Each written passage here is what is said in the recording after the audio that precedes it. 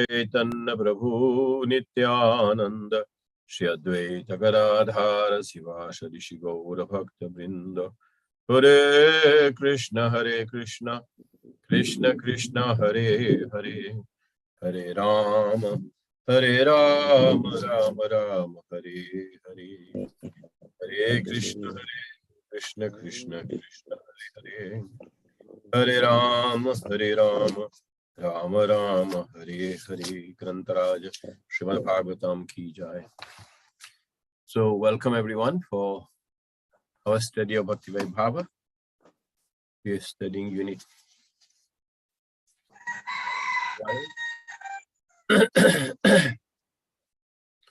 So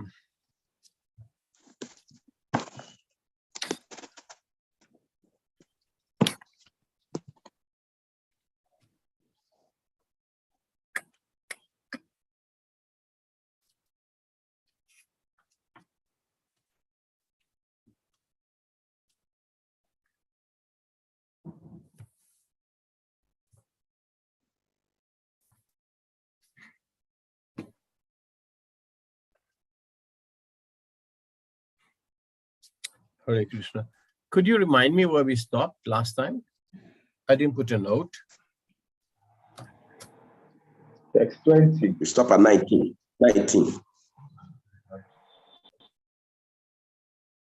A small form of the ball in the size of a thumb that grew up to mountainous size, right?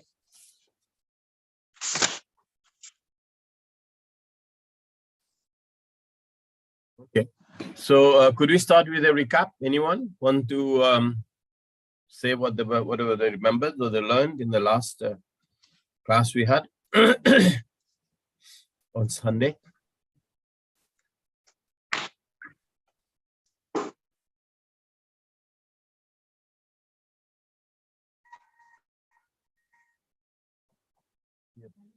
Huh? No, probably not.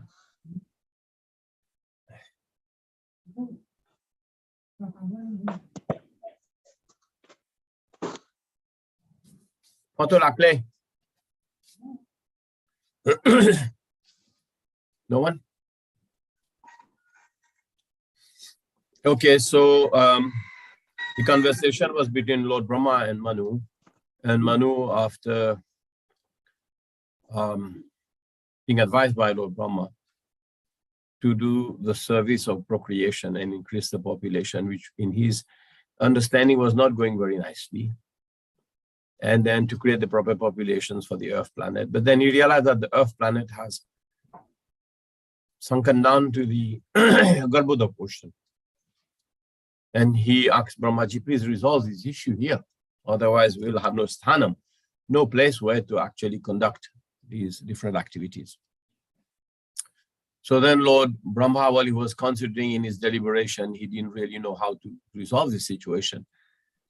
And then Lord Boar appeared in the form of Svetavaraha, white form of a boar, small from the nostrils, and it grew to gigantic size.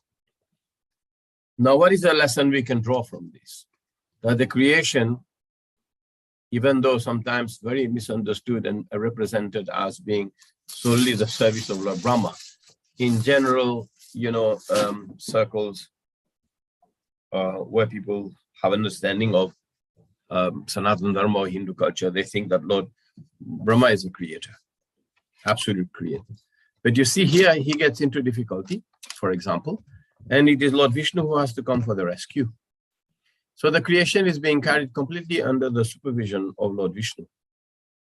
Lord Brahma has his independent ability to do whatever he can. He is empowered to do by the Supreme Lord. But the point to remember that it is under the guidance of the Lord. And Lord Brahma in the second canto had prayed to Lord Brahma that please do not let me become proud, thinking that I'm an independent creator. So this is one lesson we can draw from here. So seeing that Lord Varaha grew to such gigantic proportion, they couldn't immediately understand that this was actually the Almighty Supreme Personality of Godhead, no one else. And he is the Lord and Master of all sacrifices. So, so we're going to carry on. This is the pastimes of the Svetavaraha in Swayambhuva Manvantara. But we had previously also explained that Jiva Goswami tries to clarify this confusion by actually explaining that there is a bit of an overlap of understanding of the time that the Svetavaraha appeared and the Nilavaraha appeared. And therefore, this is being listed as pastime of Svetavaraha in Swayambhuva Manvantara. And we will therefore carry on from reading from 20 to 22. 20, 22, the combined verse, and then 23 to 24, and we will attempt to hopefully finish this chapter today. Hare Krishna. Skandara Shrimad Bhagavatam ki jai. Let me organize things for me here. Okay. Hare Krishna, Yadunat Prabhuji. Nice to see you. Be happy to have all your videos on. It's a requirement for Bhakti Vaibhava that you have your videos on. And Madhuvan, Prabhu, are you there? Okay, so Hare Krishna, Prabhu. yes. I'm a bit distracted this morning, Prabhu.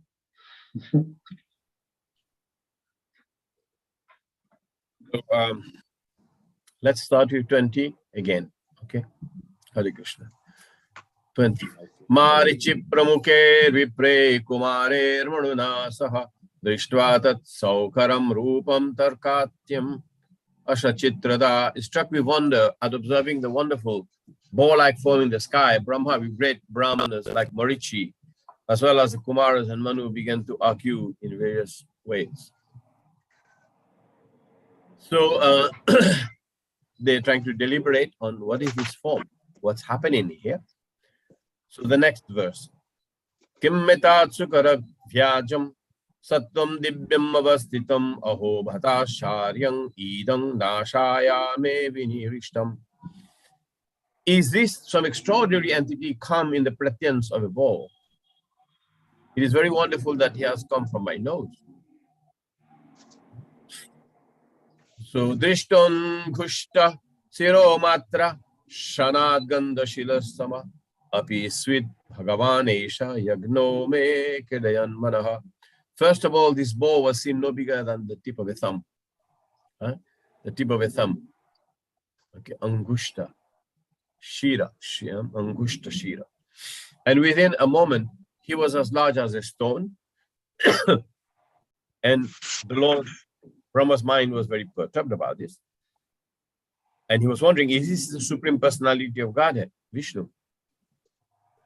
So since Brahma is the supermost person in the universe and he had never before experienced such a form, you could guess that this wonderful appearance of the bow was an incarnation of Lord Vishnu. Why? Because so far, the interaction of Lord Brahma was with Lord Vishnu. He was the sole person he was interacting prior to starting Visharga. There was no one in the universe. And of course, he had created the sages, accompanied by Marichi and others.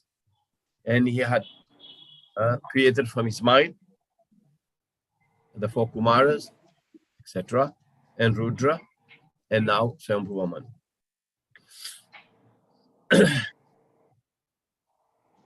But the uncommon features symptomatic of the incarnation of Godhead can bewilder even the mind of Brahma. So Lord Brahma is thinking, of course, Lord Brahma is very, very, very, very, very intelligent. His intelligence personified. So he could see that this is very uncommon, should be the Supreme Personality of Godhead.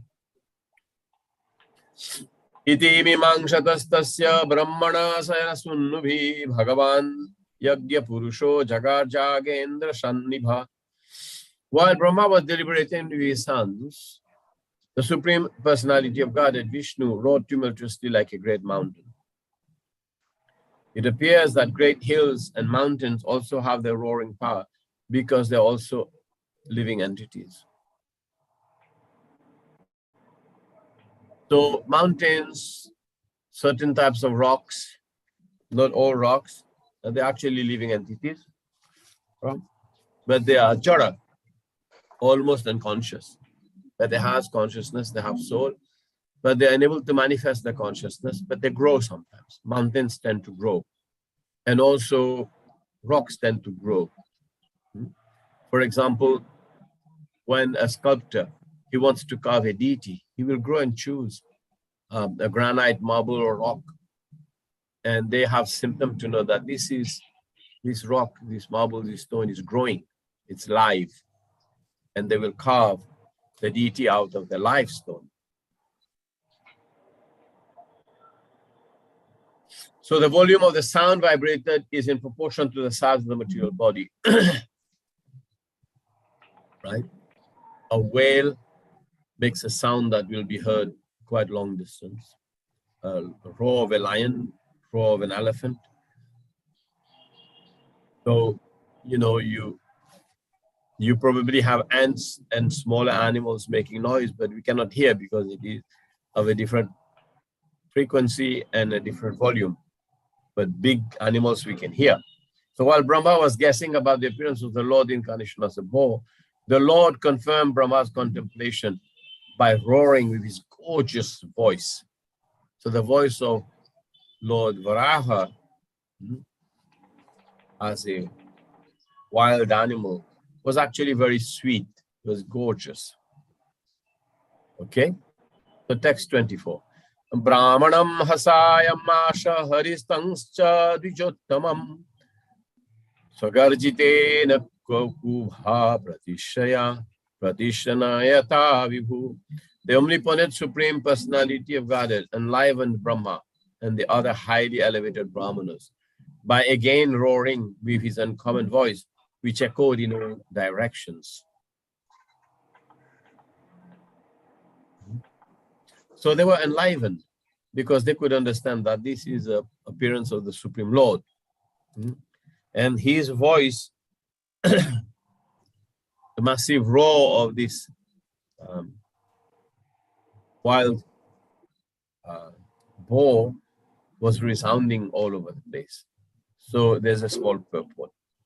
Brahma and other enlightened Brahmanas who know the Supreme Personality of Godhead, enlivened by the appearance of the Lord in any of his multi-incarnations. The appearance of the wonderful and gigantic incarnation of Vishnu as a mountain-like boar did not fill them with any kind of fear. Although the Lord's resounding voice was tumultuous and echoed horribly in all directions, as an open threat to all demons who might challenge his omnipotency. Text 25. So this is up so far up to from the text 16 to what we are reading, and onwards up to the text 30. This is a description of the Lord's pastime in this Swayambhuva Manvantara. Okay? So when the great sages and thinkers who are residents of Janalok, Tapalok, Satyalok heard the tumultuous voice of Lord Bo, which was the all-auspicious sound of the all-merciful Lord, they chanted auspicious chants from all the free Vedas.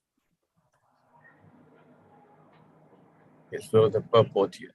The Lord Maya is very significant in this verse. Maya means mercy. Maya means mercy, specific knowledge, and also illusion. Therefore, Lord Bo is everything. He is merciful. He is all knowledge. He is also illusion. The sound which he vibrated as a Bo incarnation was answered by the Vedic hymns of the great sages in the planets of Jana, Tapa, and Maharlok, and Satyalok. The highest intellectual and pious living entities live in those planets. So, above the Satyalok, you have Maharlok, and then Janalok, and then Tapalok, and then Satyalok. But the Janalok, Tapalok, and Satyalok, they're considered to have living entities who are extremely pious, very devotional, very advanced. And when they heard the extraordinary voice of the Bo, they could understand that the specific sound was vibrated by the Lord and no one else. Therefore, they replied by praying to the Lord with Vedic hymns. the earth planet was submerged in the mire. But on hearing the sound of the Lord, the inhabitants of the higher planets were all jubilant, because they knew that the Lord was there to deliver the earth. So the inhabitants of the higher planetary systems, they had a protective view towards the earth planet, because they realized that this is a punya dham.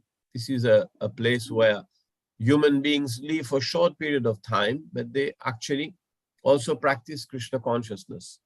And it is a land where people realize very quickly they realize the Supreme Lord, because there is a mixture of good and bad. We can see sinful and karmic reactions of jivas in action. Because it is relatively in a short span of time that these things happen. They can also see old age, and they can see disease, they can see birth, they can see death. So therefore, because of these Janma Mrityu Jara Vyadi Darshanam, the understanding of these four things, the earthly planetary system is considered very auspicious. Even though the other planetary systems are very higher, the Satyalok, the Swargalok, the heavenly planetary systems is for material enjoyment, and it is inhabited by the Devatas, who are the administrative agencies of the Lord. And if someone has very high volume of past activities, then at the time of his death, he may be elevated to the higher planetary system. But mostly it is a Sargalok. But if someone is highly devotional, he's a great devotee, very austere, in search of knowledge, he may end up being in Janalok, Tapalok, or in Satyalok, where he will live up to the end of the universe. And if he carries on practicing his bhakti, his devotional activities, he will be transferred to the Vaikuntha planets at the time of dissolution. So the inhabitants of this upper planetary system, Jana, Tapa, and Satyalok, they heard the extraordinary voice of the Lord Bo, and they were very enlivened, knowing that the Earth planet has gone into some kind of a compromised situation, and that the Lord has come to save it. The Earth, therefore Brahma and all the sages, such as Bhrigu, Brahma's other sons, unlearned Brahmanas, were enlivened, and they concertedly joined in praising the Lord with the transcendental vibrations of the Vedic hymns. And the most important is the Brihannaradya Puran verse, Hare Krishna, Krishna Krishna, Hare Hare, Hare Rama, Rama Rama, Hare Hare. Prabhupada quotes that this is in the Brihannaradya Puran. Also, this verse, Hare Krishna Mahamantra, is included in the Upanishad, so it's formed part of the Vedic Pramana too. It is in the Kalishantarna Upanishad, where he said, Iti Shodakam Namnam Kalikalvashanasanam Nataha Parato Paya Sarva Vedushu Drishyate. The 16 syllables of the Mahamantra destroys all the bad qualities in the age of Kali. And there's no other means of deliverance.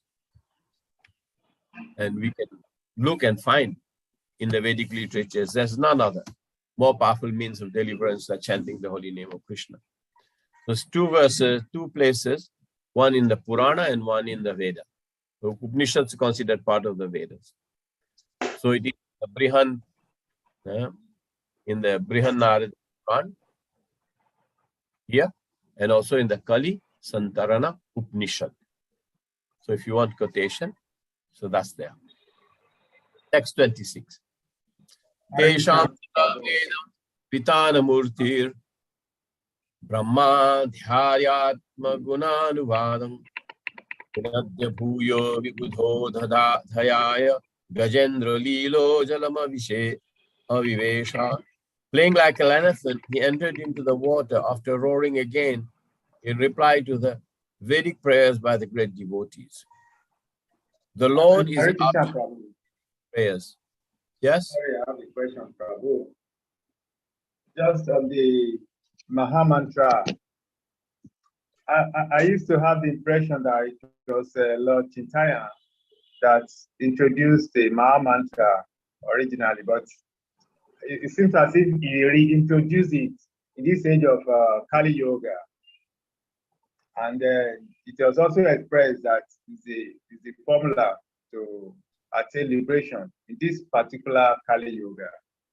Please, I don't know, I want a little bit of expansion or clarifications on this. Yes, but this is a Nam mantra. When it comes from the Upanishad, it becomes Vedic mantra, and there has a certain level of qualification required to chant. But when it is also quoted in the Purana, then everything in the Purana is for everyone else in all ages. Because the Purana are for lower grade human beings. So that the Maha Mantra is there. Now the fact that Lord Chaitanya decides to elevate everyone by propagating the Maha Mantra is because even when the Lord comes, he abides by whatever is in the Shastra. He does not instigate anything that's not in the Shastra. Because whenever the Lord goes, wherever he comes, whatever he does, they're always in concordance with the scriptures, the Vedic literatures. Because the Vedic literatures contain all the information for the upliftment and the liberation of the living beings. So therefore, he does not compromise or mess with it. Why should he? He does not, makes it adulterated by this way or that way. So because in Kalishantarana Upanishad, which is a special Upanishad, which explains how we can get deliverance from age of Kali, that verse is there. Just like also in Brahma-Vaivarta Puran, it is said that the horse sacrifice, cow sacrifice, taking sannyas, and begetting children in your brother's wife, and all of those things are forbidden. Lord Chaitanya, he uses the same principles when he was preaching to Chandkazi. Why he was doing that? Because in the Muslim population, that was common, to beget children in your wives, and then cow killing, horse killing. So he said, no, this is not allowed. So Lord Chaitanya, he did not make any extra shastric endeavors. Everything that Lord Chaitanya did can be traced back to the Vedic literatures. So so when he taught Rupa Goswami and Sanatana Goswami, the Bhakti Shastras, they're actually everything is part of the Srimad Bhagavatam, the Vedic literatures. So we have to take it from that angle. Does that answer your question? I'm all right, Prabhu. Sorry, Prabhu. Yeah, maybe I didn't understand your question. Yes, Prabhu. Yes. Madhuvan, maybe I didn't understand your question because your accent is a bit thick for me. If you tried, Prabhu, you answered me well. Okay. Yes, please help clarify these points for me. It is said that when the Lord Varaha round, the sages in the three higher financial systems, they chanted hymns from the three Vedas. Could you please help us know the three Vedas? Because we knew that there are four Vedas, but now they chanted hymns from the three Vedas. Oh, okay. Okay. Because sometimes the Vedas have free kandas. They have Jnana Kand, Karma Kand, and Upasana Kand. So they're considered free. Jnana Kanda? Yeah, but the other Jnana Kanda, Karma Kanda, and Upasana Kanda. That's one way. The other reason sometimes is also because the one Veda, which explains all the material sciences, yeah, like the Atharva Veda, it explains Ayurveda, military science, and all of that, doesn't have hymns. Doesn't have hymns for glorification of the Lord, but more for using as a means for creating auspicious circumstances for living in the material universe. Okay. Hare Krishna. Hare Krishna. Hare Krishna. Hare Krishna, Prabhuji. Yes. Yeah, I wanted to give a little bit of clarification on the 3 planets where the living entity could attain, and then from there go back to Goloka. I know of Swargalok, but the other 2 planets, could you give a little bit more explanation? Maharlok, Janalok, Tapalok, and Satyalok. So there's Earth planetary system. There's how many at the bottom? 7. Patal, 7, 6 at the bottom? 7 6 at the bottom. 6? Yes. Then Earth is 7. And there's 7 on top.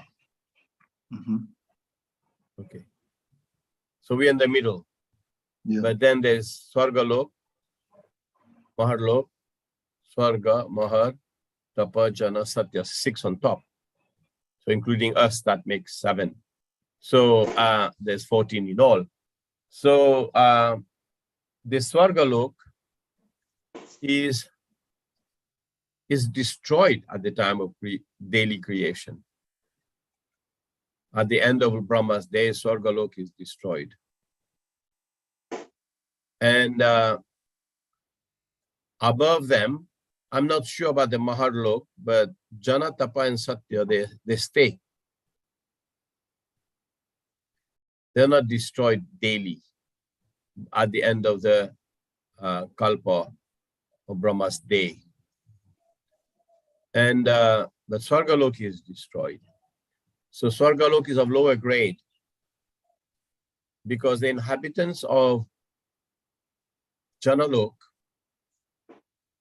Tapalok, and Satyalok, which is the Brahma's lok, they're actually very advanced souls, high-grade intellectuals, high-grade sages, high-grade sannyasis, high-grade devotees who inhabit these wonderful places. Now,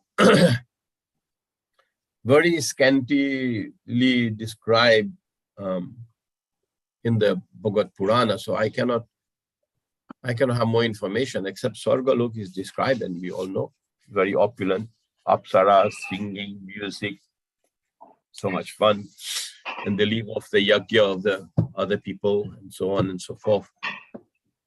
They drink somaros, rejuvenates the body. So what else I could say, Prabhu? Maharloks for Maharishis, Janalok for great Jnanis, very high intellectual, Tapalok for Tapasvis, and Satyalok for those who are almost on the equal platform to Lord Brahma. So 3 of them, they stay after during the day. Yes. The solution of the Lord Brahma's day. Yeah. Okay. So, yeah, we can say that. So in those 3 planets, so the living entities who attain there, just like in the Satyalok, Lord Brahma's abode, they also can progress on the path of their spirituality. Yes. Yes, they can progress, of course. Even up to the point of individuals living on the Jiva souls living on the platform of Lord Brahma. They're very austere, they are great tapasvis, because Lord Brahma is considered to be a great tapasvi. But if they have the association of pure devotees, advanced devotional service, and they can attain Brahmalok, or they can attain Vaikuntha planets. Vaikuntha means, generally Vaikuntha means spiritual world. Thank you, Prabhu.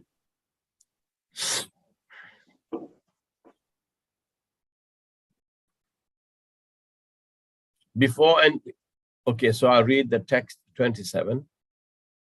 Right. We read the purport to this verse. Which one was it? Okay.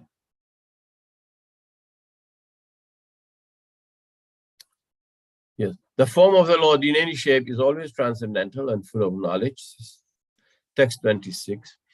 And mercy. The Lord is a destroyer of all material contamination because his form is personified Vedic knowledge. All the Vedas worship the transcendental form of the Lord. In the Vedic mantras, the devotees request the Lord to remove the glaring effulgence because it covers his real face. That is a version of the Upanishad, Ishopanishad. The Lord has no material form, but his form is always understood in terms of the Vedas. The Vedas are said to be the breath of the Lord, and that breath was inhaled by Brahma, the original student of the Vedas.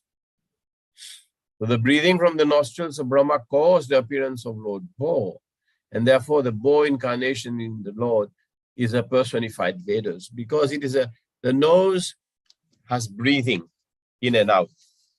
So when Brahmaji, he inhaled the breath of the Lord, he inhaled the whole Vedic knowledge, which then appeared in his heart, manifested in his heart. Now he's breathing out. Through the breathing out, Lord Bo is coming. So Lord Bo is like a manifestation of the Vedic hymns, or manifestation of the Vedas personified. That's what it's a logical explanation. The glorification of the incarnation of the sages on the higher planets consisted of factual Vedic hymns. Why? Because these sages on the higher planets, they're actually very learned, intellectual. Knowing the Vedas for them is just a routine thing. So whenever there is glorification of the Lord, it is to be understood that the Vedic mantras are being rightly vibrated. Just like when you go to South India, they're trying to chant all these different auspicious hymns, and they are trained from young age with the right music, with the right intonation and the right incantation and the right ragas and the notes, musical notes, and the right meter, the Gayatri Chandas. They are vibrating these, they're trying to vibrate these because that's how it is sung. So the Lord was therefore pleased when such Vedic mantras were chanted. And to encourage his pure devotees, he rode once more and entered the water to rescue. So they were glorifying him by chanting the Vedic mantras. So then the Lord reciprocated. He dived into the water to rescue Mother Earth. Hare Krishna. Text 27. Utshiptavala kara kachara kathora sata vidunvan kararova shatva urahata brisitadam straiksha jyotir bhavashe Bhagavan Mahidra. Before entering the water to rescue the earth, Lord Bo flew in the sky, slashing his tail, his hair, hard hairs quivering, his very glance was luminous. He scattered the clouds in the sky with his hooves and his glittering white tusks. Nice description of Lord Bo, making this very heroic attempt to save the Earth planet. Right, but it's nice. Just like, slashing his tail, like, and a boar, while the boar gets excited, moves his tail fast, and his hair quivers on his shoulder, right? And he very deep glances, right? And they use their hoofs. So of course the Lord is situated in the sky. So by making these actions with his hoofs, his tails, his hard hairs quivering on his back. It was quite a sight to behold. So purport, when the Lord is offered prayers by his devotees, his transcendental activities are described. Here are some of the transcendental features of Lord Po. As the residents of the upper planetary systems offered their prayers to the Lord, it is understood that his body expanded through the sky, beginning from the topmost planet, Satyaloka or Brahmaloka. It is stated in the Brahma Samhita that his eyes are the sun and the moon. Therefore, his very glance over the sky was as illuminating as the sun or the moon. The Lord is described then as Mahidra, which means either a big mountain or sustainer of the earth. In other words, the Lord's body was as big as and hard as the Himalayan mountains. Otherwise, how was it possible that he kept the entire earth on the support of his white tusk? And Jayadev Goswami, the poet Jayadev, great devotee of the Lord, has sung of the incident in his prayer for the incarnations, the Dasavatara-ashtakam. And here it describes the pastimes of Lord Bo. Vasati dashana shikhare dharani tavalagnam shashini kalanka kaleva nimagnam keshavadrita sukhara rupa jaya jagadisha hare jaya jagadisha hare jaya jagadisha hare.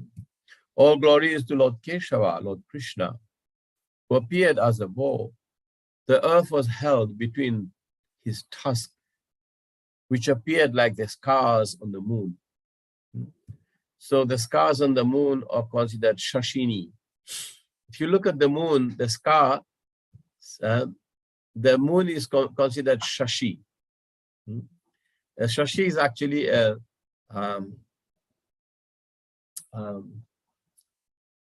rabbit, a hare, H-A-R-E. And there's a mark of that hair if you look into the moon. So the scars on the moon, you will see some kind of scars on the moon, and it's considered to be Shashini, which is in the form of a hare, H-A-R-E. So when the earth was held by Lord Bo, it looked like the scars on the moon. So the scars on the moon are described here as Shashini Kalanka Kalevanimagna. Okay. Text 28. Granena pritya padavim Granena pitva padavim jigimgran Krodapadesha Swayamadvaranga Karala Dangstro Piakara Karala Digbyam Udviksha Vipran Ginato Vishatkam. He was personally the Supreme Lord Vishnu and was therefore transcendental. Yet because he has the body of a hog, he searched after the earth by smell. His tusks were fearful, and he glanced over the devotee brahmanas engaged in offering prayers. Thus he entered the water. Let's hear the purport. So even purport. We should always remember that although the body of a hog is material, the hog form of the Lord was not materially contaminated. Generally, the hog is not considered a very lovable or attractive animal. But the Lord appearing in the form of a hog, of a wild boar, is very attractive. So it is not possible for an earthly hog to assume a gigantic form and spread across the sky, beginning from Satyaloka. Why beginning from Satyaloka? Because he appeared in Satyaloka. The Lord Brahma is there. So his body is always transcendental in all circumstances. Therefore, the assumption of the form of a bow is only his pastime. His body is all Vedas or transcendental, but since he had assumed the form of a bow, he began to search out the earth by smelling, just like a hog. It will dig its snout into the mud and try to find some eatables. So the Lord can perfectly play the part of any living being. The gigantic features of the boar were certainly very fearful for all non-devotees. But to the pure devotees of the Lord, he was not at all fearful.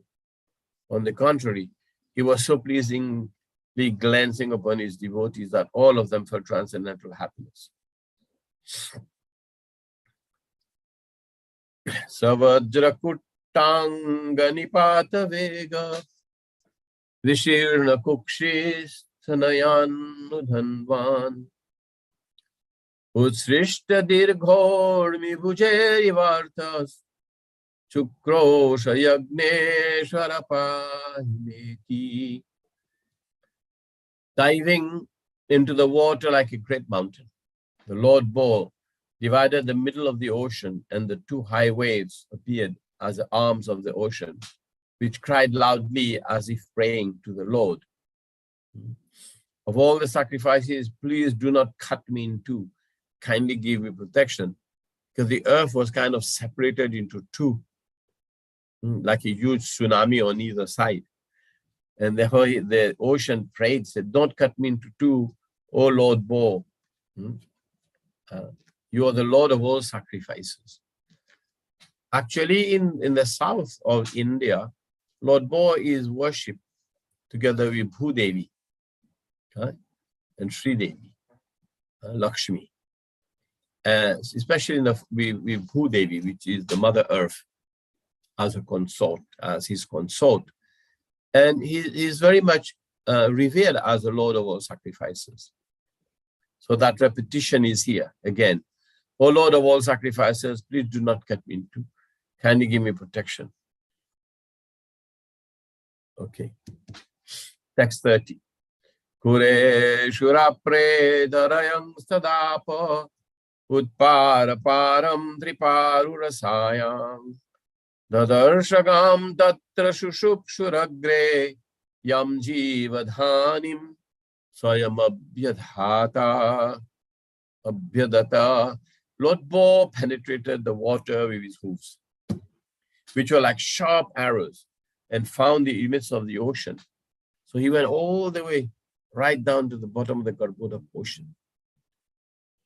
Although it was unlimited, he saw the earth, the resting place for all living beings, lying as it was in the beginning of creation, and he personally lifted it.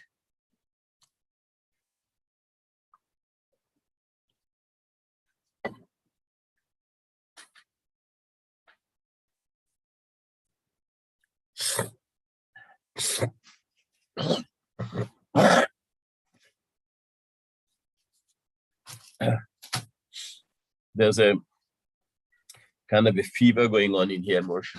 So we're getting throat infection, fever. So I'm last stages of it. So I'll be all right. Okay, let's read the purport here. The word rasayan is sometimes interpreted to mean rasatala, the lowest planetary system.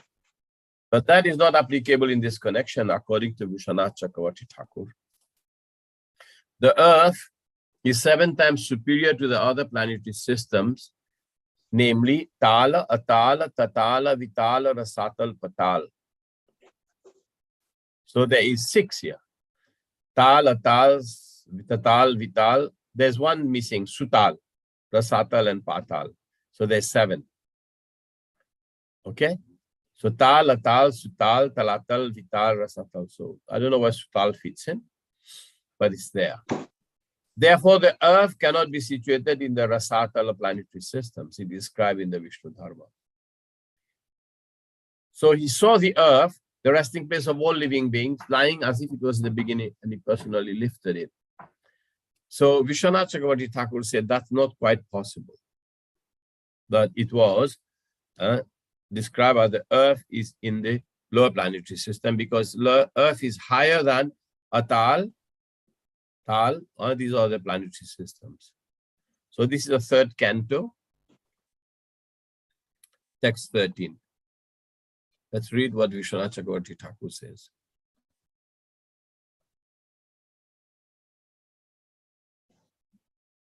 Give me a minute. 313. 313, 31.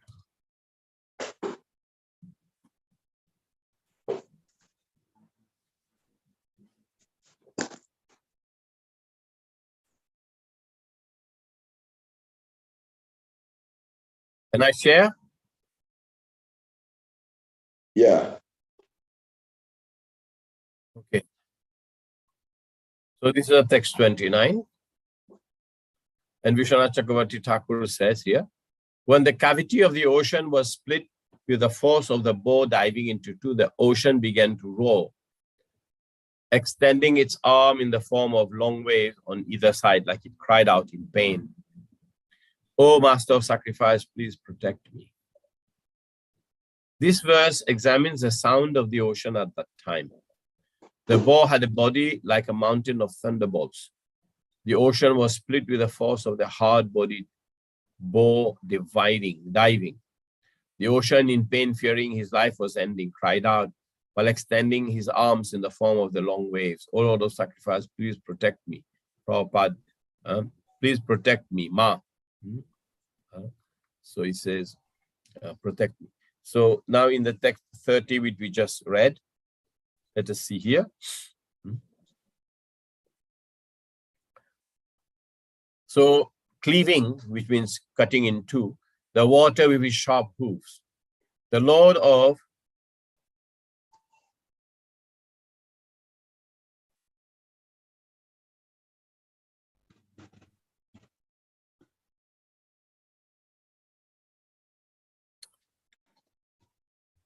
the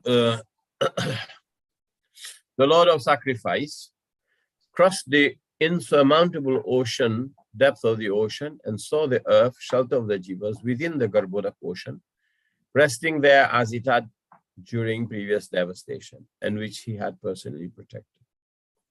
His hooves, like sharp weapons, cleave the water. The ocean without limit had a limit.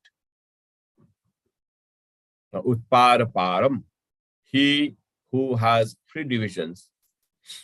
Triparuhu, the Lord in the form of sacrifice, saw the earth in the ocean below Patala, Rasayam. It is impossible for the earth to be situated in Rasatala after falling from its position above the seven lower planetary systems. Because of other descriptions, it is said in Vishnu Dharmottara, and this verse Prabhupada is quoting again here. It's from Vishwanath Chakravarti Thakur's commentary. Patala Muleshwara Bhoga Sangato Vinasya Pado Prithivinja Vibrato Yasyopamana Nabhabhuva Sochuto Namastu Mangalya Vivriddhaye Hari. May the Lord, to whom there is no equal, who held the earth, placing it in his hooves, which destroyed the happiness of the ruler at the bottom of Patala, increase my auspiciousness. So let's read this. He saw the earth there in the water. It will be said, Salile Swapura Krantha. He placed the earth on the water, which had been attacked by the hooves. The earth, which is called the shelter of the jivas, Jivadhanim, was resting there.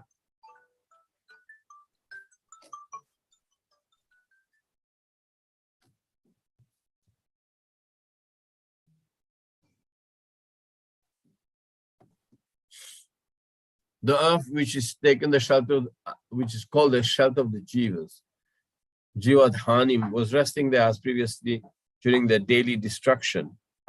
He protected the earth personally. So this is what happens. During the daily destruction of the planetary systems at the end of the day of Brahma, he said, the earth, which is called the shelter of the jivas, Jivadhanam, so was resting there as previously during the daily destruction. So this happens daily at the end of the Brahma's day. He protects now. When the destruction happens, what happens to the earth planet? The planetary systems not there, will not explained clearly. But he protected the earth personally, Swayam, and since the bow is also known as a form of the Vedas. So the rest of the purport is also explained by Srila Prabhupada. So therefore, the Lord found the earth on the bottom of the Garbhodak ocean, where the planets rest during the devastation of the end of Brahma's day. So quite interesting. So when there's devastation, there's deluge, there's huge water and everything at the end of Brahma's day. Now this is where, how do we take this further? Can we take this further? When he says where the planets rest during the devastation at the end of Brahma's day. Does that mean all the planets? Does that mean the Swarga planets, the Atal, Vital, Patal, and the earthly planets, they all rest in the Garbhodak ocean at the end of the devastation? Or it would be a stretch?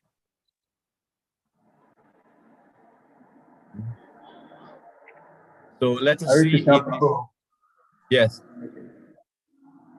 I believe all the planets, they rest, they take their rest at the bottom of the Garbhodaksha ocean after each day of Brahma.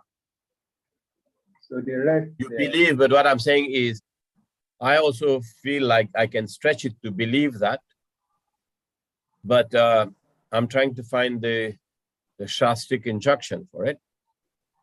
Okay. Patala muleshwara bhoga sanghato vinasya pado pritivim cha vibrata yasyopamano rabhu yana chuto. So we have to translate, and even though the verse is quoted here and it is paraphrased,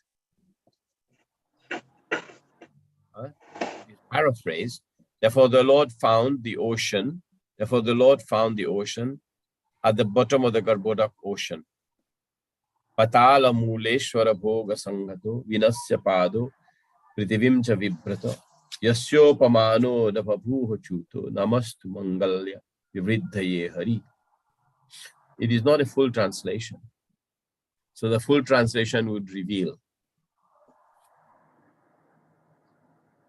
Okay, but here there's no full translation. But this verse, it's worth putting it in the and looking for it in Vishnu Dharma. Okay, but it seems like a good thing to research, because we know that the Earth, the lower planetary systems, up to the earthly planetary systems, and up to the Swarga, get destroyed at the end of Brahma's day, and he recreates again everything the next morning. So are these taken into the deluge and rest on the Garbhodak ocean under the care of Garbhodaksha Vishnu? We don't know, but it seems like that's what it is. But it requires confirmation. You agree with me, my conclusion on this? Yes, we agree. Okay, so let's carry on. But it remains to be investigated further, which means that we have to ask some other seniors or get some proof from the Shastra. So text 31.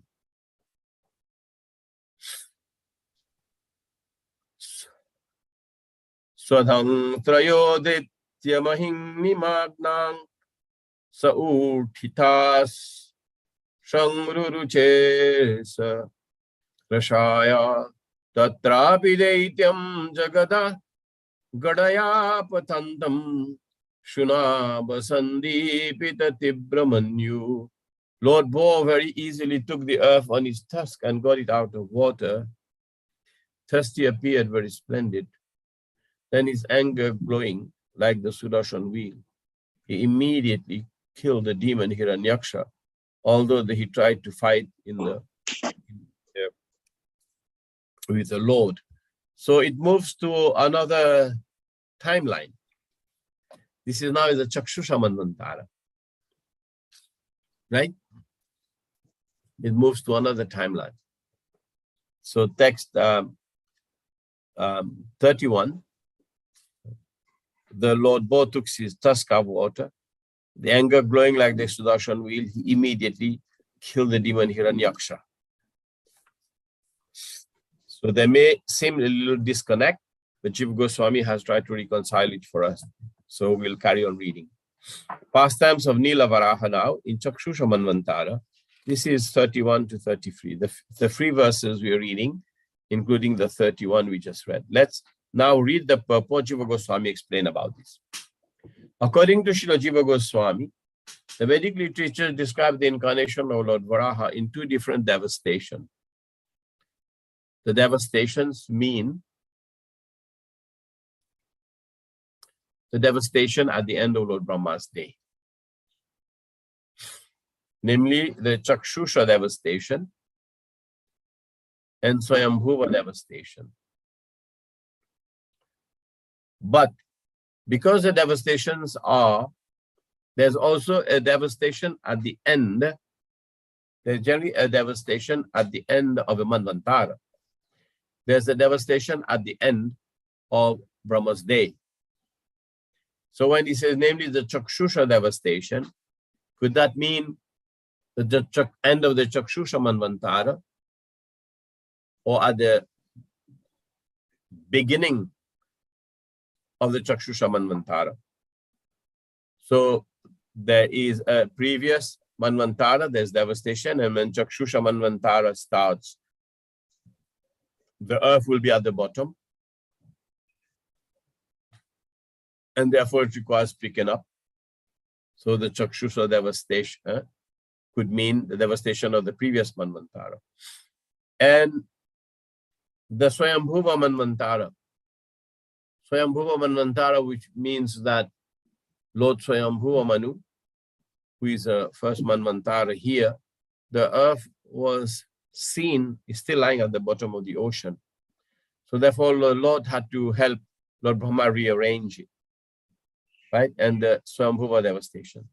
So this particular appearance of the bow incarnation actually took place.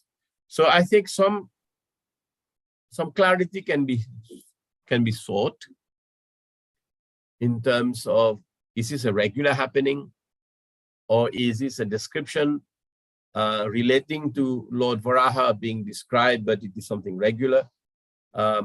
Maybe Lakhu Bhagavatamrita will shed some light,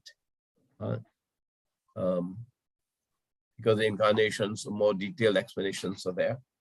But it requires some research and requires some knowledge.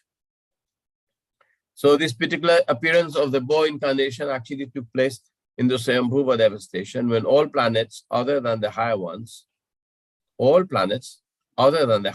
here it is, the explanation, Jana, Mahar and Satya.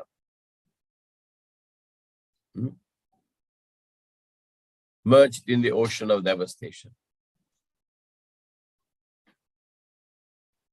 Okay, it is Jana, Mahar and Satya here, and previously the Jana, Mahar, Tapa.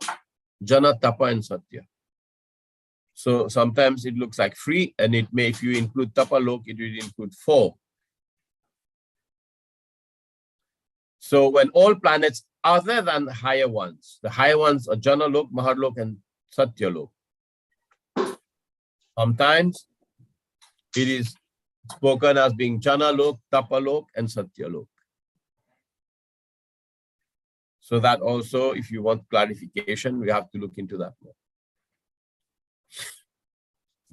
The particular incarnation of the bow was seen by the inhabitants of the planets mentioned above,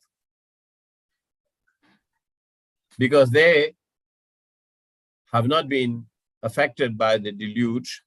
They have not been affected by the devastation. So Srila Vishwanath Chakravarti suggests that the sage Maitreya amalgamated both the bow incarnation and different devastations and summarized herein his description to Vidura. So, like we said, that he's overlapped 2 pastimes. He's overlapped 2 pastimes, one at the beginning of Swayambhuva Manvantara and the other one at the devastation of Chakshusha Manvantara. And summarize them in describing to Lord Vidura.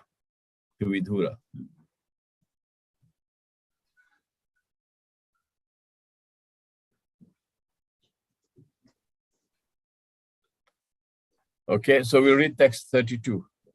Prabhu, please, clarification. Yes, Prabhu. Hare Krishna. Hare Krishna. Yes, Prabhu. Yeah. If there are two pastimes of the Maraha, one of the Swayambhuva, the beginning of Swayambhuva Manu, and then the one of the at the end of the Chasusha Manu, does it mean that the earth was cast into the ocean twice? So it seems, because both pastimes, the main feature of the pastimes, they're picking up the Earth planet from the bottom of the Garbhodak ocean.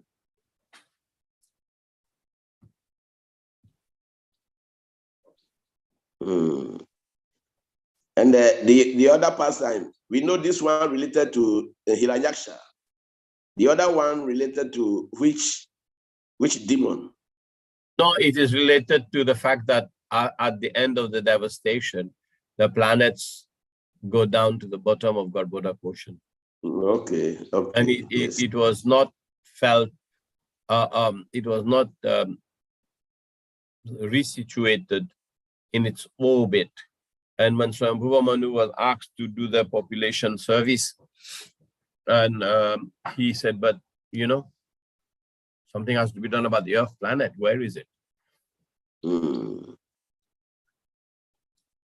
Okay. Okay. Quite good. Yes. I still have some question marks for myself in this, but actually I didn't look into it, but I'm looking into it more now myself. So even though we followed the courses and I've taught the courses too, but some interesting questions have remained. It's like Srimad Bhagavatam is like this, Prabhu. It's an ocean, and when you read in between, you read the purports and the lines, and you notice them. Yeah. Like you see here, Sharika Prabhu was mentioning about the three planetary systems. Jana, Mahar, Jana, Tapa, and Satya. Yeah, we read that before. Now it's Jana, Mahar, and Satya. So, but if you merge the two statements, you'll get four planets. You get Jana, Mahar, Tapa, and Satya. Yes. So what is the truth? 3 or 4? So some questions remain, which is nice, which means like we like Sherlock Holmes, trying to study Bhagavad, trying to. So when we it gives, it's a nice challenge for our second self, which is our intelligence. It's a challenge for our intelligence. So when the intelligence is being used in studying Srimad Bhagavatam, then we can try to look, maybe Krishna has hidden the answers somewhere and the acharyas have put it somewhere, but we're not able to notice it. And when we look, and then we will therefore read more deeply and we will study it more deeply, having known that these questions are not answered yet. Sure. Yeah, so we should look at it like this, positively. Yeah? Yeah. Hare Krishna, Prabhu. Yes. According to this text, as it was explained that the people, the inhabitants of Jana, Maha, and Satya, there are 3 inhabitants out of the 4 higher planetary systems that saw Lord Boa when he jumped into the Jakasai Ocean. So possibly it's not all the 4 inhabitants, only 3 inhabitants that saw it. So I think that's how it was. Does it make any logic? No, because there is a previous statement related to free, and it was not mentioned Mahari. Previous was Jana, Tapa, and Satya. Now it is Jana, Maha, and Satya. So therefore, it's either 3 or 4, which means also, let's look at it. We have the 7 planetary systems below us. We have the Earth, which is number 8. Then we have 6 on Yeah. top. The 6 on top are Varga, Mahar, Jana, Tapa, and Satya. Right? So how many did I count? So there must be one more. So let me find this file. I have this interesting file. Let me find it in my Bhagavatam series, and I'll put it up here.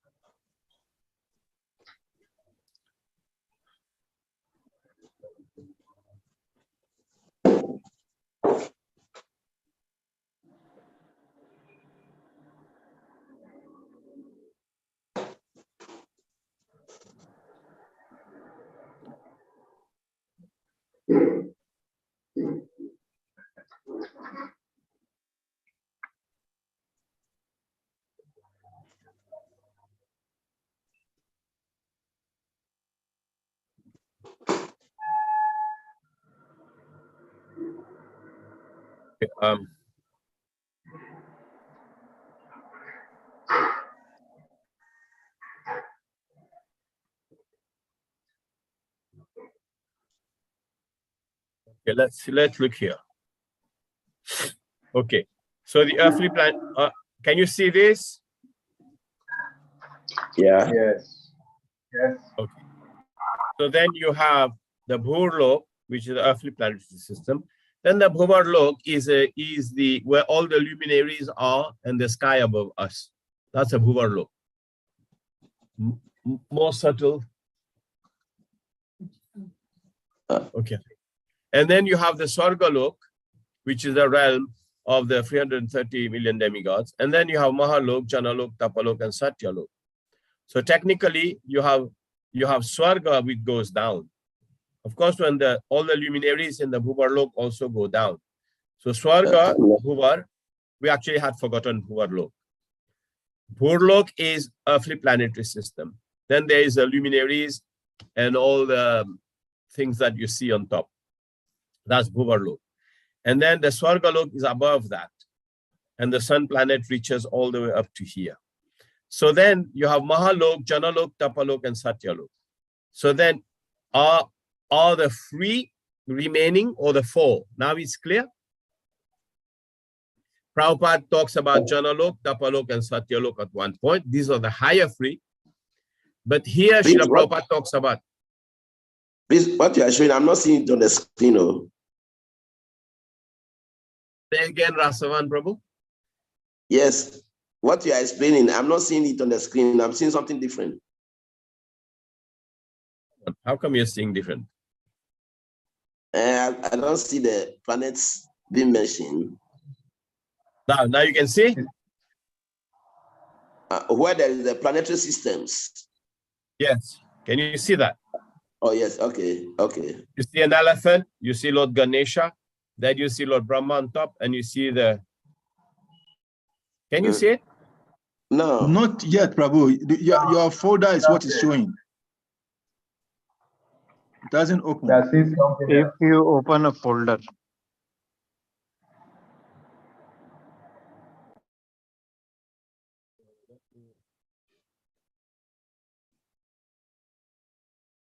Okay, now you'll see. Now you see. Now you see? Yes. Yes. Yes. Ah, okay.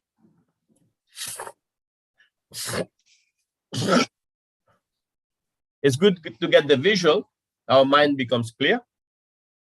And then we have to then make the research. Prabhupada at one point. So, okay, let me go again. We're here, the Bhuvarlok, right here. That's the earthly planetary systems.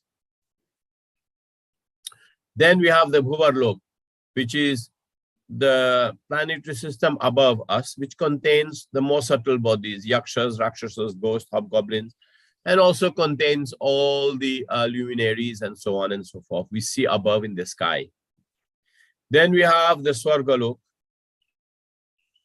which is the capital being, you know, the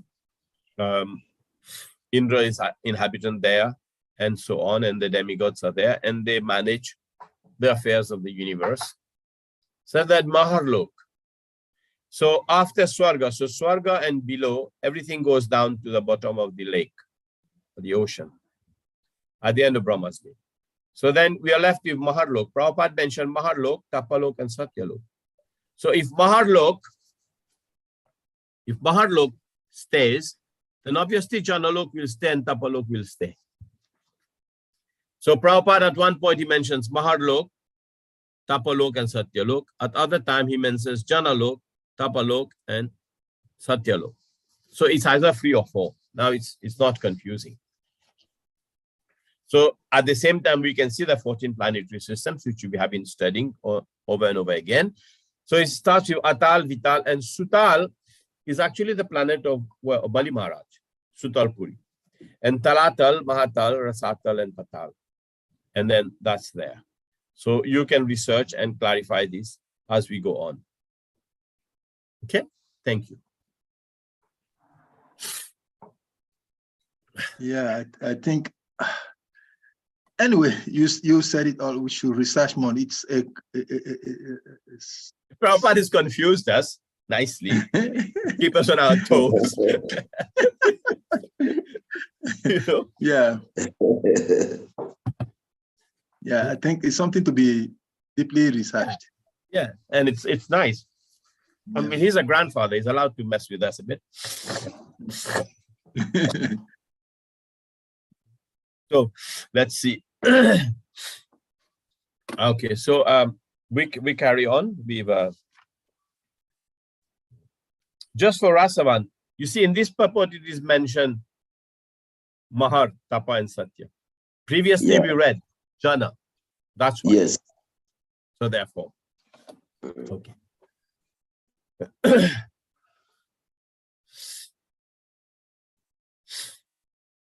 So therefore, Lord Bo killed the demon within the water. So which I'm reading now, 31. I'm reading 32. I'll change that. 31. Okay, 31. When Lord Bo very easily took the earth on his tusk and got it out of the water, thus he appeared very splendid. When his anger glowing like the Sudarshan wheel, he immediately killed. So this is happening apparently because this nonsense has been done by Hiranyaksha, this Leela. And therefore, although he tried to fight with the Lord, so Hiranyaksha. So it's a very summary statement by Maitreya, summary statement by Maitreya Rishi to Vidura.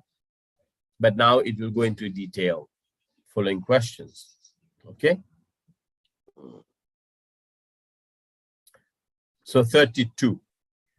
So if you want to understand where this confusion is reconciled between the two incarnations, then put a note that it is a statement is in the 3rd canto, which is a chapter we are studying, 13, and it is in the 3:13:31. It's not so difficult to remember. 3:13:31. 13:31. 13 and then 31. So 3rd canto, 13:31. Okay, so it's in the purport there, and you can research that and ask further clarification. So 3:13:31, I will remember it too. So 32. Jaganaruddhanavashaha vikramam salila yebham vikkara ivambasi tadrakta panka kitagandhatundo yatha gajendro jagatim vidinnam. Thereupon Lord Bo killed the demon within the water, just as a lion kills an elephant. The cheeks and tongue of the Lord became smeared with the blood of the demon, just as the elephant becomes reddish from digging in the purple earth. So, description of the heroic activities of Lord Varaha. Tamala Neelam Sitadhanda Kotya Kshamang Uksipantam Gajalilayanga Pragnaya Bandhan Jalayo Vina Jalayon Nuvakai Virinchi Mukhya Upatas Turvisham. Then the Lord, playing like an elephant, suspended the earth on the edge of his curved white tusk. He assumed a bluish complexion. You see, now he's saying about bluish complexion,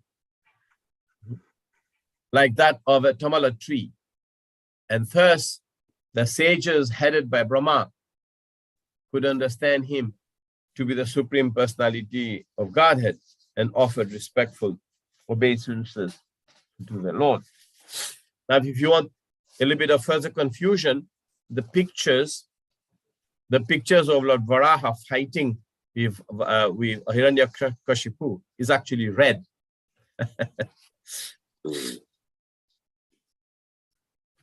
Right? So,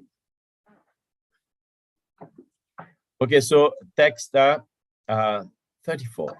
Prabhuji, before you go for that from Lord Boa's incarnation, something still used to trouble my mind. The source of his incarnation, Lord Brahma coming out of the body of Lord Brahma through his nostril.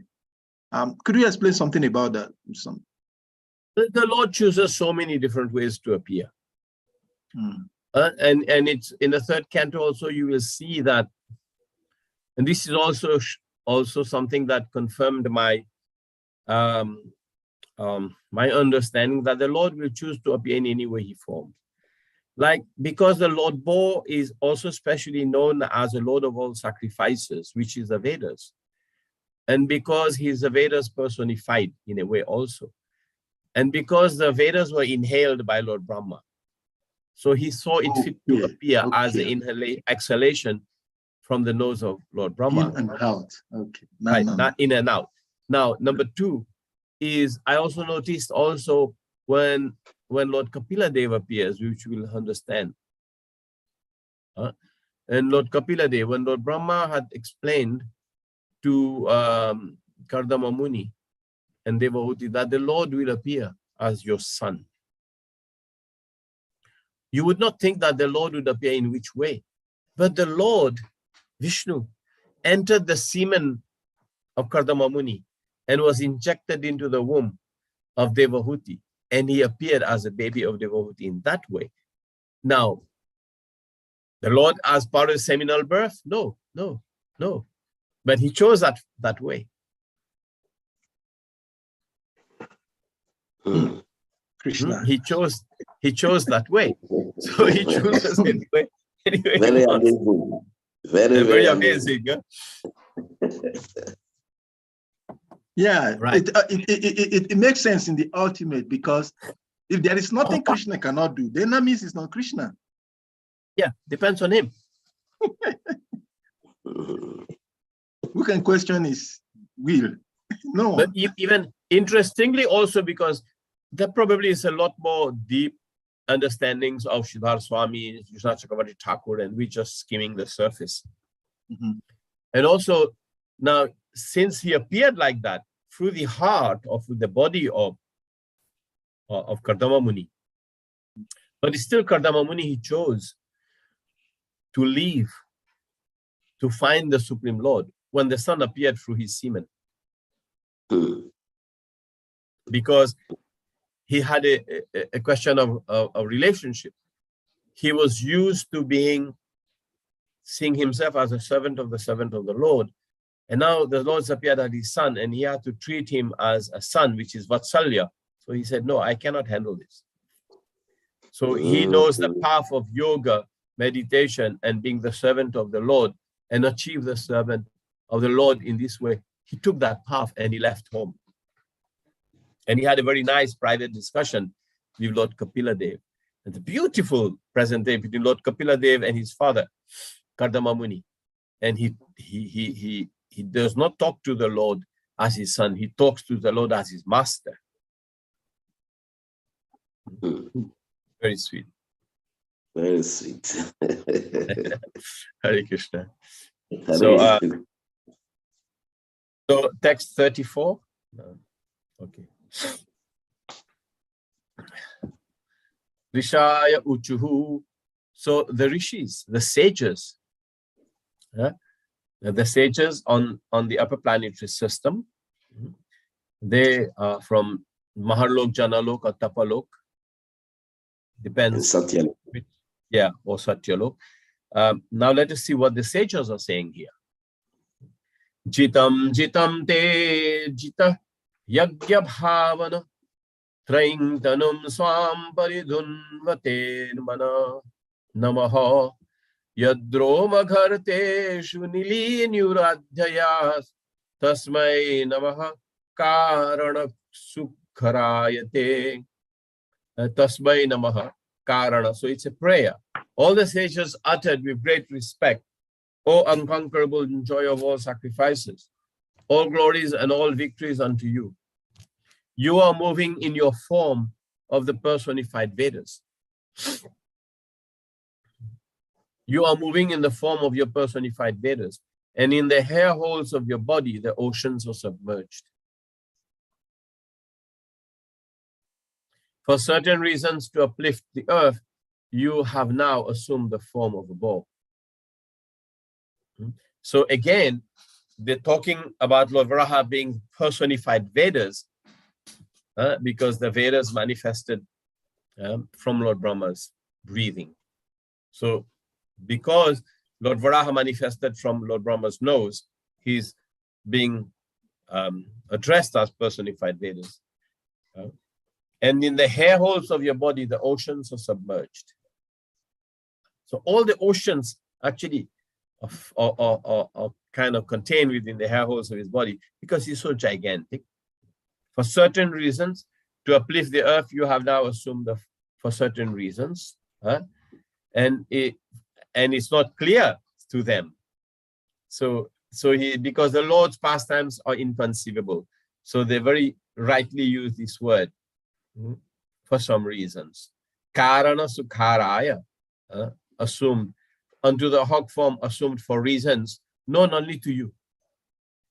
Because the Lord will choose the way he wants to appear. It's up to him. So the Lord can assume any form he likes, and in all circumstances, he's the cause of all causes. Since the form is transcendental, he's always the supreme personality of Godhead, as he is in the causal ocean in the form of Mahavishnu. So innumerable universes generate from the holes of his bodily hairs, and his transcendental body in the Vedas personified. He is the enjoyer of all sacrifices. He is the unconquerable supreme personality of Godhead. He is never to be misunderstood to be other than the Supreme Lord, because of his simply assuming the form of a bow to lift the earth. That is a clear understanding of sages and great personalities like Lord Brahma and other residents of the higher planetary systems. Clear? So, yeah.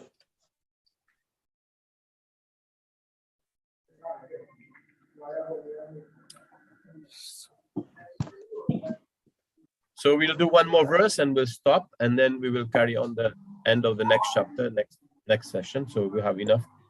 So Rupam Tavaitam Nanuduskritat Manam Dhuldarshanam Deva Yadadhat Varatmakam Thandangshayasya tvachi bahiromasva Agyam drishi twang drishu chaturotram. O Lord, your form is worshipable by performance of sacrifice, but souls who are simply miscreants are unable to see it.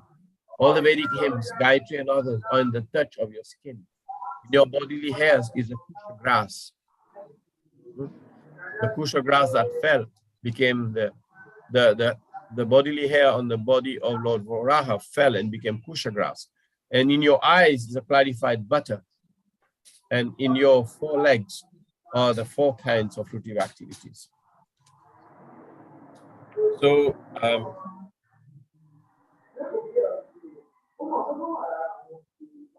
so we can just please read through this and up to the end of this chapter for Saturday morning, and we'll finish this section.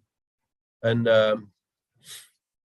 then we have to look after each chapter. We have presentation, Prabhu. Can you send me the homework, the kind of, Okay. the question bank, the homework or the projects we have to do after each? Okay, Prabhu. Can you send it to me? So I will stop here. I'm thinking of stopping a little bit earlier today. I have some other service to attend to and I'm going to rest a little bit. So if you don't mind, if you have any questions or comments. It's okay, Prabhuji. I think we can allow you to go rest because you need it to be able to. Yeah, so we're left with 15 verses, which we can finish on Saturday morning. Generally, it's good to cover about 20. We covered 15, 20 just today. And, and then we can finish this verse of this chapter. Then we can start with the chapter 14, the pregnancy of DT in the evening. So it is very nice if you actually, we can have more nectar and more, go deeper if you actually read them before. Just read them, even if you don't have time to go delve into it deeply, but just read. It takes about an hour. Just go over and read the 14, 15 verses, 20 verses, or the full chapter, and then 10 verses from the chapter 14. If you have prior reading, then it makes a lot of sense to listen to the classes, and then you can take notes and hear the recording. And if you have opportunity to discuss among yourself, then that makes it still better. Then you will have it completely swadhyay. Complete. Thank you very much. Small comment, Prabhu. I have a small comment. Yes, before you go. Yes. From this our topic that we treated about, you can see that the form of Bua that the Lord took is very appropriate for that particular mission, because it is a Bua that can handle situations inside the mud, and very easy for him to pick up something from inside the mud. So yes, his form appears very appropriate for the purpose. Yes, that's true. Yeah. Because he can dive into the mud. The Garbhoda portion is considered to be, place where everything rotten and fallen falls. Yeah. So like generally at the bottom of a lake, all things are very muddy and murky. So yes, he took the appropriate form, of course. Hare Krishna, Grantaraj Srimad Bhagavatam ki jai. I request all of the devotees to please kindly unmute. Let's loudly chant Hare Krishna mantra to appreciate our teacher. Hare Krishna. Hare Krishna, Hare Krishna, Hare Krishna, Krishna Krishna, Hare Hare. Hare Rama, Hare Rama, Rama Rama, Hare Hare. Kalpatarubhyascha Patitanam Pavasnebhyo Patitanam Pavanebhyo Vaishnavebhyo Namo Namo. Ananta Koti Vaishnava ki jai ki. Gora Pimenande. Namo Namaha. Hare